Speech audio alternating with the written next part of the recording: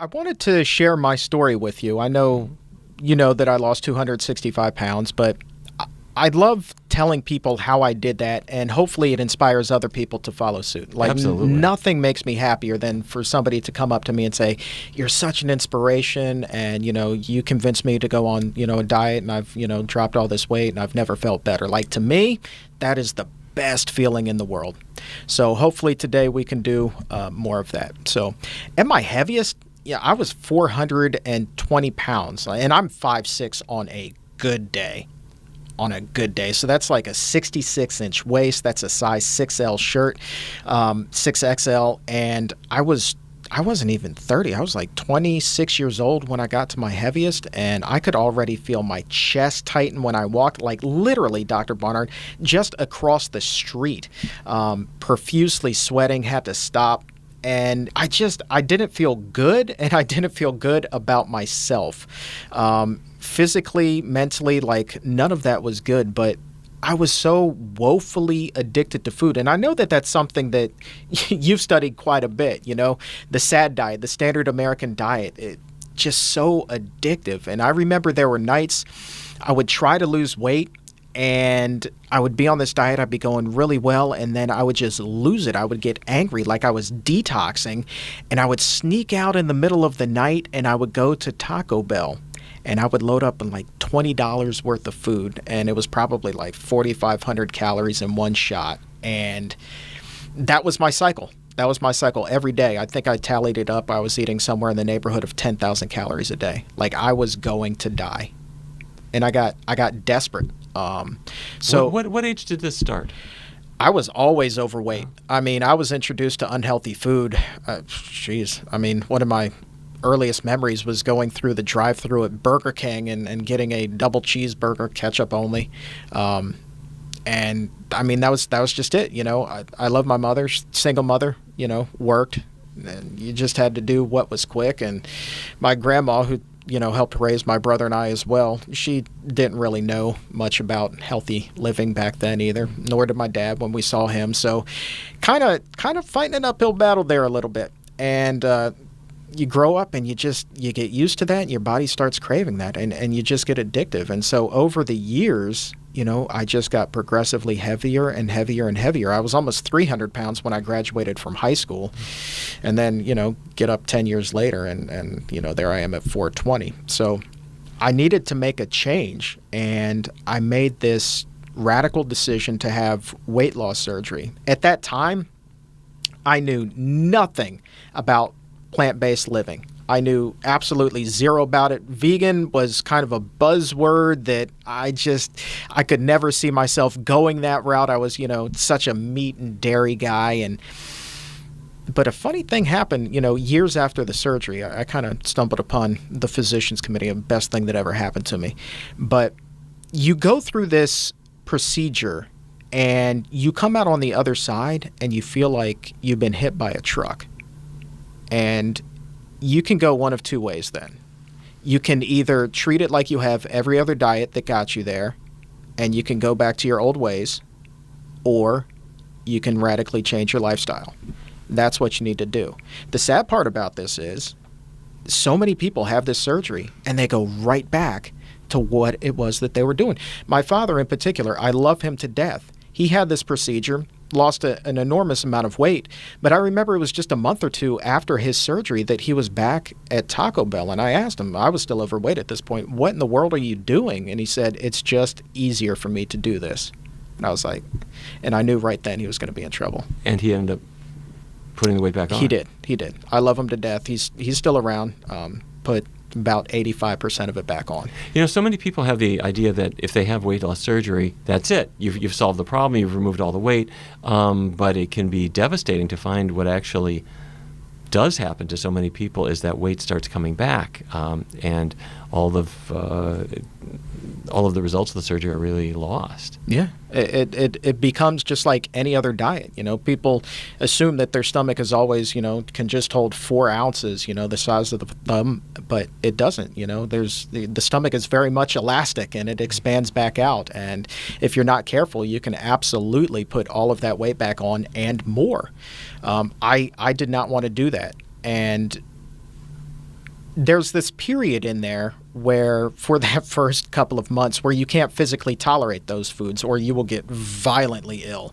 And that is not a pleasant experience.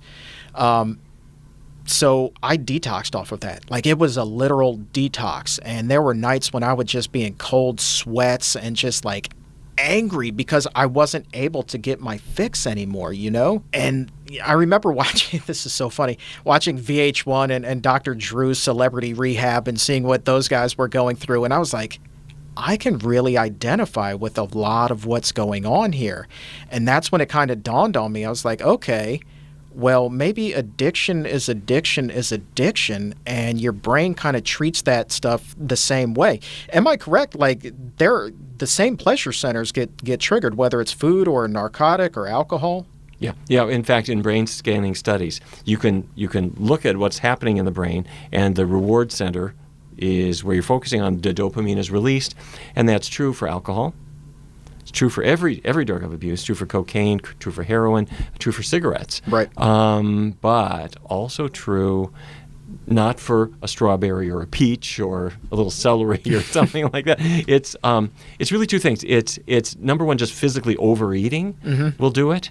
And I don't know if it's the stretch receptors of the stomach or something like that, but overeating seems to do it. And also what I'm going to call junk foods will do it. The cheese, the chocolate, those things will cause the very same brain centers to light up, the same centers as for illegal drugs. It's fascinating to me. So the component there, nutrition, I felt like I got a handle on. And, of course, exercise was another big thing. But I remember, every failed diet that I had done before, what's the first thing people do? They go out, I'm going to lose weight, I'm going to get this gym membership. And they go to the gym faithfully for 3 weeks, 4 weeks, maybe 2 months, and then they stop going to the gym. It's just the combination for so many for a failed diet. I didn't do that this time. I said I'm going to do everything differently. So I just decided I was going to walk. And like I said before, the first thing, I could barely walk across the street, but I did. And then I walked around the block, and then it became 2 blocks and 3 blocks and then a mile. Eventually, it built up to where I was walking 5 miles every day on my lunch break. And God bless the people I was working for at the time. They gave me an extended lunch break just so I could get in those 5 miles. Like, they were on board with the Chuck Carroll weight loss program. Yeah. And, of course, I had to make up that extra half hour on the back end of the day, but that's okay.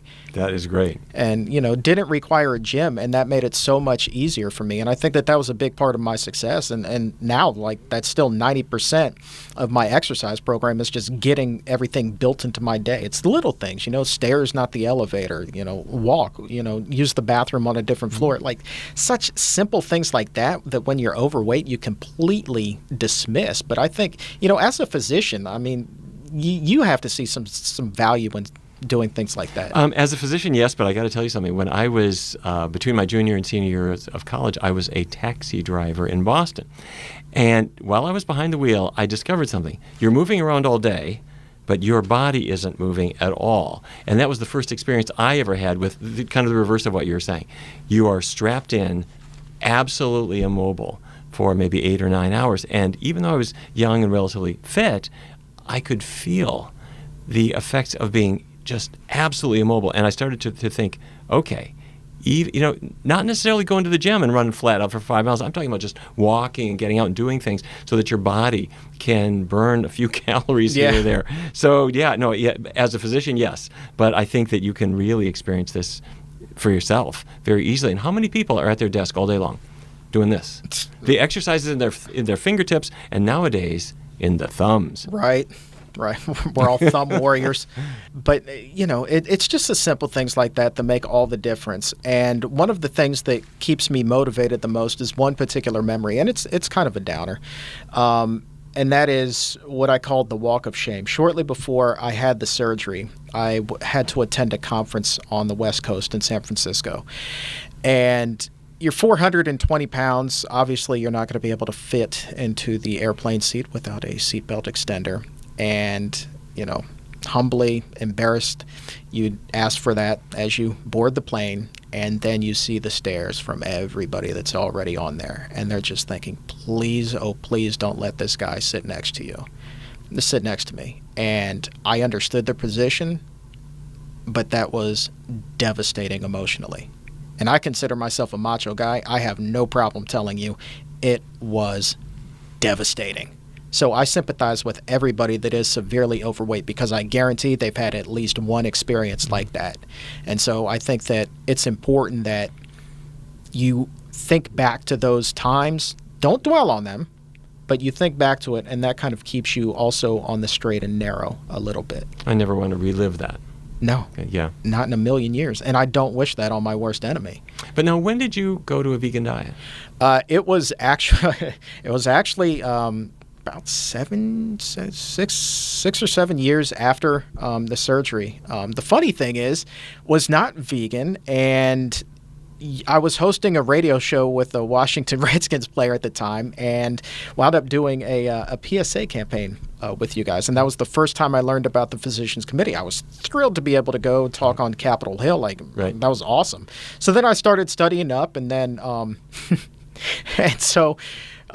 then what really pushed me over the edge was I did an interview with a professional wrestler who is 100% plant-based, a guy by the name of Austin Aries. Yep. And he was telling me, what to read, what to watch, just study up. And I was like, where has this been my whole life?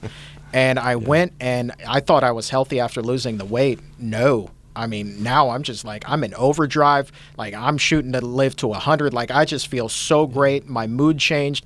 Physically, I feel phenomenal. I'm just the most optimistic guy in the world now. It's great. It's absolutely great. There's something in that asparagus, isn't there? Love the asparagus. Way better than Prozac. There's something in there. So. Well, fantastic. What an amazing success.